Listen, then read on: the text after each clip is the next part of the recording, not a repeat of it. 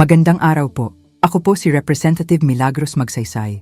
Nais ko pong magpaalala at magbigay babala, lalo na sa ating mga mahal na senior citizens at sa kanilang mga pamilya. Sa ngayon, dumarami po ang mga scam na target ang ating mga lolo at lola sa pamamagitan ng tawag, text at online messages.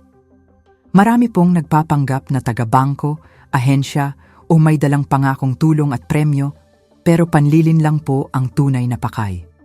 Kaya bilang chair ng House Committee on Senior Citizens, mahigpit po naming tinututukan ang isyong ito. Nakikipag-ugnayan na po kami sa mga bangko at digital platforms upang mas maprotektahan ang ating mga senior laban sa financial fraud.